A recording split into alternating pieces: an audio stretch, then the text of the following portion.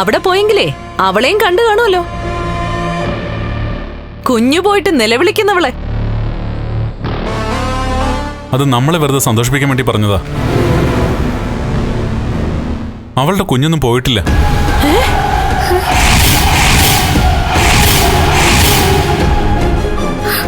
പോയിട്ടില്ലേ? എന്നിട്ട് മുത്തശ്ശി ഇടയ്ക്ക് വിളിച്ചപ്പോ പോയി എന്നാണല്ലോ പറഞ്ഞത്. വിഷം ഉള്ളിച്ചെന്നിട്ടാ അവള് തോമസ് സാറിന്റെ അടുത്തെത്തിയത്. അദ്ദേഹത്തിന്റെ കാര്യം അറിയാലോ, എല്ലാ വിഷത്തിനും അദ്ദേഹത്തിന്റെ മറുമരുന്നുണ്ട്. അതിന്റെ ബലത്തിൽ കുഞ്ഞിനൊന്നും സംഭവിച്ചിട്ടില്ല. ഞാനങ്ങോട്ട് ചെല്ലുമ്പോൾ അവൾ ആ ലേഖയ്ക്കും അനന്തുവിനൊപ്പം ഡിസ്ചാർജ് ആയി പോവുമായിരുന്നു. അത് വലിയ ഷോക്കായി പോയല്ലോ കണ്ണേട്ടാ. അത് നിനക്ക്, എനിക്കെന്റെ കുഞ്ഞിന്റെ ജീവൻ തിരിച്ചു കിട്ടിയ സന്തോഷമാടി. കണ്ണ, അവളിനി കള്ളം പറഞ്ഞതായിരിക്കോ? അവളാ കരുണയുടെ അച്ഛനോടും മുത്തശ്ശിയോടും കുഞ്ഞു പോയിട്ടില്ല എന്ന് പറഞ്ഞത്. അതിനി കള്ളമാണോ നേരാണോ എന്നറിയാൻ കരുണയുടെ മുത്തശ്ശി തോമസ് സാറിനോട് പോയി കാര്യം തിരക്കി. അദ്ദേഹം ശരിവെച്ചു. കുഞ്ഞിന് ഒരു കുഴപ്പമില്ലെന്നാ പറഞ്ഞത്. അത് എന്നോട് ആവർത്തിക്കുകയും ചെയ്തു. എന്നാലും എന്റെ കണ്ണ, അവള് നിന്നെ വഞ്ചിച്ചതുകൊണ്ടേ തോമസ് സാറിന് അവളോട് വലിയ താല്പര്യമൊന്നും ഇല്ലല്ലോ. പിന്നെ എന്തിനാ അങ്ങേര് അവളുടെ കുഞ്ഞിനെ രക്ഷിച്ചത്? അമ്മേ, തോമസ് സാറിന്റെ അടുത്ത് ഒരാൾ സഹായം തേടി ചെന്നാല് അദ്ദേഹത്തിന് എത്ര ശത്രുതയുണ്ടെങ്കിലും അദ്ദേഹം കൈവിടില്ല. പ്രത്യേകിച്ച് ജനിക്കാത്തൊരു കുഞ്ഞിനെ അദ്ദേഹം ഒരു കാരണവശാലും കൊല്ലില്ല. എങ്ങനെയെങ്കിലും അതിന്റെ ജീവൻ രക്ഷിക്കാനേ ശ്രമിക്കൂ. ഇവിടെ അതാണ് സംഭവിച്ചത്.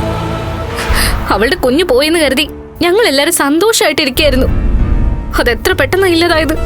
എടാ, അവളെ പോലെ തന്നെയാണെന്ന് തോന്നുന്നു അവളുടെ കുഞ്ഞും. കൊല്ലാൻ ശ്രമിച്ചാലും ചാകത്തില്ല. അവളൊരു പിശാചാ. അപ്പോഴേ അവൾക്ക് ജനിക്കുന്ന കുഞ്ഞ് അതിനേക്കാളും വലിയ അസുരജന്മമായിരിക്കും.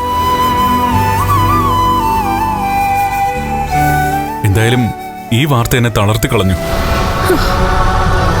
അവിടേക്ക് പോയത് കരുണയുടെ അച്ഛനെ കാണാൻ വേണ്ടി മാത്രമല്ല, അവളുടെ കാര്യം കൂടി അറിയാൻ വേണ്ടിയിട്ടാ. പക്ഷേ അവിടെ ചെന്നപ്പോൾ അവളുടെയും അവളുടെ കൂട്ടുകാരിയുടെ സന്തോഷം കാണേണ്ടി വന്നത്.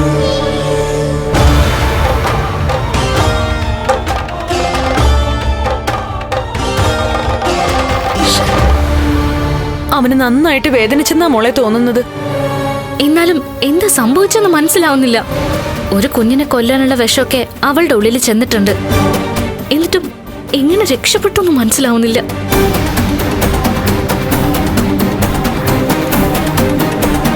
ഒരു കുഞ്ഞിനെ നഷ്ടപ്പെട്ട് കരഞ്ഞു നിലവിളിച്ചവളാ എന്റെ കുഞ്ഞു മരിക്കാൻ വേണ്ടി കാത്തിരിക്കുന്നത്.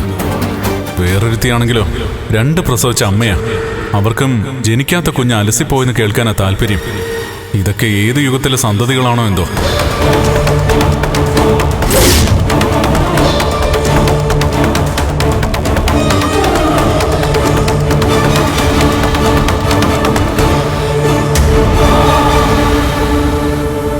ഏട്ടാ,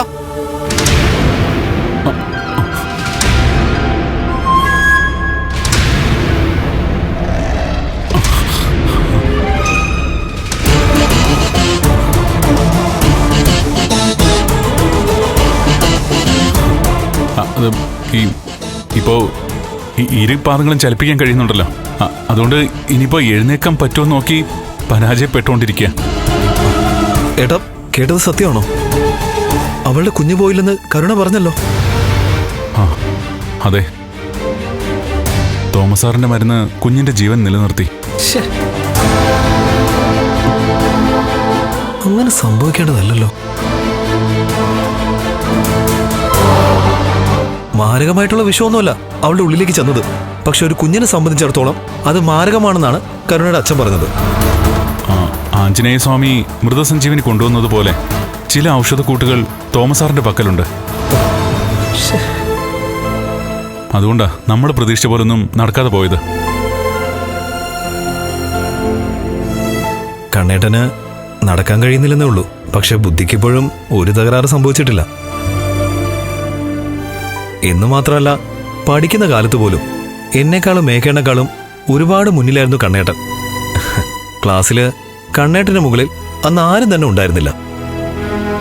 അങ്ങനെയുള്ള കണ്ണേട്ടന് എന്തെങ്കിലും ബുദ്ധി കണ്ടുപിടിച്ചൂടെ ആ കുഞ്ഞിനെ കളയാൻ?